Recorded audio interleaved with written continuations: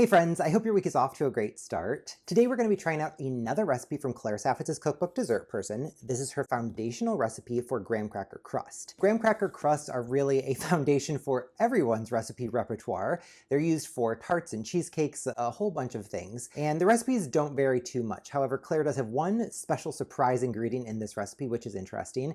She also has a cool technique for loading the pan, which can be a struggle, so I'm excited to walk you through the process today. Without any further ado, let's get right into it. If you have a food processor, this recipe is going to go by really quickly. Just dump everything in the bowl and process until smooth.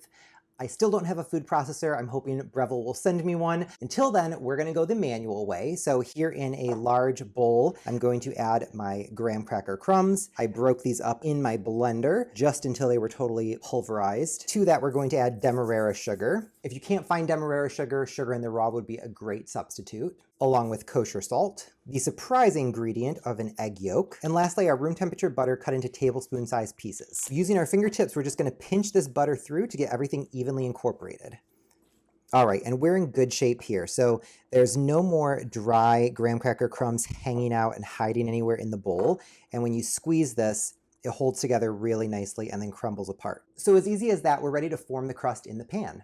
And this recipe will fill a 9-inch pie plate or a 9-inch springform pan. I'm making a cheesecake today, so I'm going to be using a springform pan. So to fill the crust, we're going to take about half of our mixture and dump it into the bottom of the springform pan. And getting an even crust distribution has always been the thing I've struggled with the most, so Claire's strategy here is kind of interesting.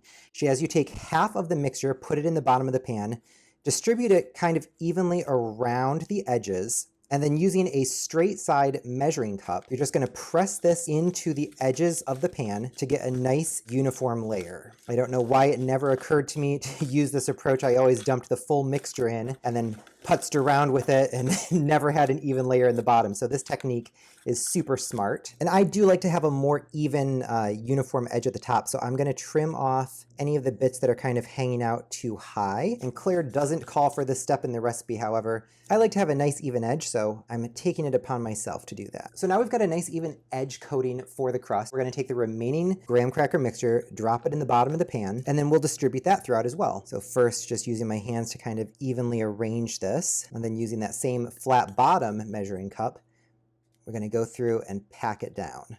And if you're finding that the crust is sticking to your measuring cup as you're pressing down, give it just the slightest twist as you're lifting it up. Now this crust is ready to bake, and depending what recipe you're making, there are a couple routes you could go down. Your recipe might want you to fill this and then bake it. However, I'm making Claire's cheesecake recipe, and she wants the crust fully baked before we add that cheesecake filling.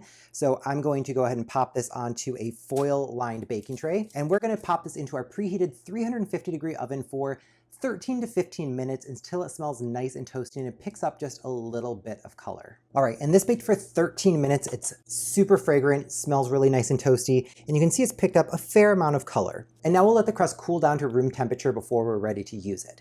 This crust could be made up to a day in advance to store it in an airtight container. If you want to see me use the crust in a cheesecake, check out this video here, or for other fun recipe ideas, check out these videos. Thank you so much for watching. I'll see you next time.